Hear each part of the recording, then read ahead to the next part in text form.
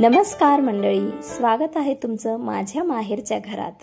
हो, मी आले आहे माझ्या माहेरी आणि हे आहे माझ्या माहेरच्या घराचं मागचं दार आणि मागची जागा, जिथं आईने खूप सारे फळांचे झाडं लावलेले आहेत।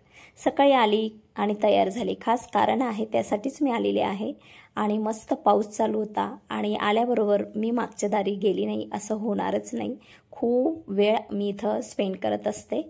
छान मस्त झाडं आहेत आणि आता तर रिमझिम पडणारा हा पाऊस आणि मातीचा सुगंध, वा। तर मागे आईने खूप सारी फळांचे झाडे लावलेली आहेत। रामफळ, सीताफळ जे तुम्हाला दिसतातच आहेत, अंजीर, बोर, कढीपत्ता, निंबू हे सर्व आहे। आणि हे जे साईडला आहे ना, हेच आहे बोरचं झाड।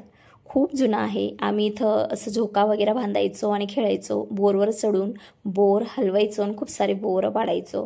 आणि खूप सारे बोरं अजूनही येतात नोव्हेंबर, डिसेंबर, जानेवारीमध्ये। माझ्या वडिलांच्या जन्माचा अगोदरची बोर आहे असं म्हणतात। किती वर्ष झाले असतील, 60-65 वर्ष, सांगू शकत नाही। आणि हे बघा, मागच्या दारून तर पुढे जात आहे मी, एवढं मोठं माझ्या माहेरचं हे घर आहे। तर भरपूर जण आले तरीही त्याच्यात ते ॲडजस्ट होतात। भरपूर म्हणजे आमचे लग्न झालेत सर्वांचे, खूप सारे पाहुणे आलेत, तरीही घर काही अपूर्ण पडलं नाही, इतकं मोठं घर आहे। आणि ही जी बंगळी आहे ना, ही माझ्या लहानपणी पण इथंच होती आणि आजही इथंच आहे। इथं आम्ही याच्यावरनं पडायचो, लागायचं असं। थोडी तेव्हा आम्हाला उंच वाटायची, खूप म्हणजे खूपच उंच आहे ही बंगळी, जसं लेकराच बसला आहे त्या वयात। तर हे आहे माझ्या माहेरचं अंगण।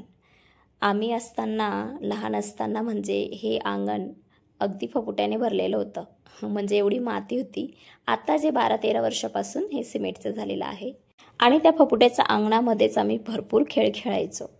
आता सुरुवातीपासून तर शेवटच्या दरवाजापर्यंत हे असं दिसतं माझ्या माहेरचं घर। अगोदर ही जी कोटा लादी आहे ही पण बसवलेलं नव्हतं, शेणाने लिपलेलं राहायचं।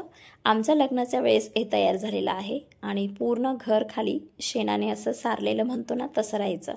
जे मागचे दारी आहे जे तुम्हाला दाखवते, हे बघा, अशा पद्धतीने शेणाचं सारलेलं घर होतं।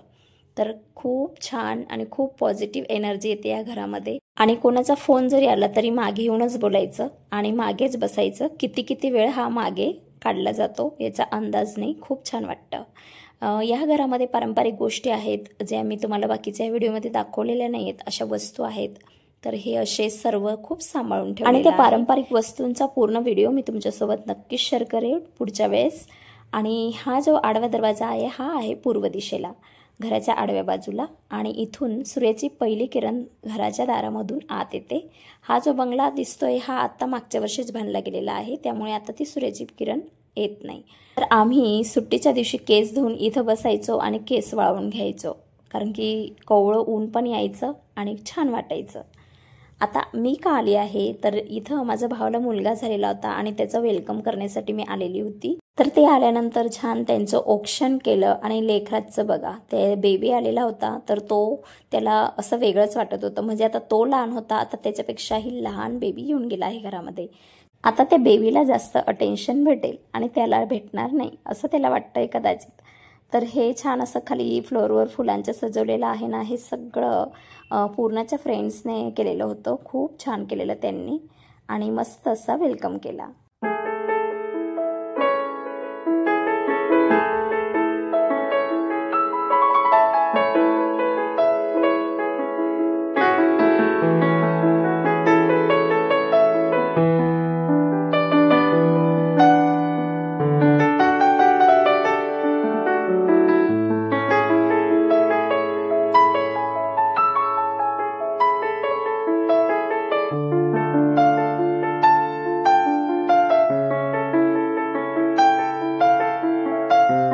तर अशा पद्धतीने बेबीचा वेलकम केला आणि खूप जास्त डिटेल व्हिडिओ मी तुमच्यासोबत शेअर केलेला नाही आहे। पुढच्या वेळेस छान असं डिटेल व्हिडिओ शेअर करेल, सगळ्या पारंपरिक गोष्टी, पारंपरिक वस्तू सगळं। आणि बघा, तो दिव्याकडे किती छान असं बघत आहे, कलर आणि असं लाईट, अशा गोष्टींना लहान पोरं लगेच अट्रॅक्ट होतात। चला मग आजचा हा व्लॉग मी इथेच एंड करते। आवडला तर लाईक करा, शेअर करा, अशाच व्लॉगसाठी चॅनलला सबस्क्राईब करा। चला मी पुन्हा भेटते, तोपर्यंत धन्यवाद।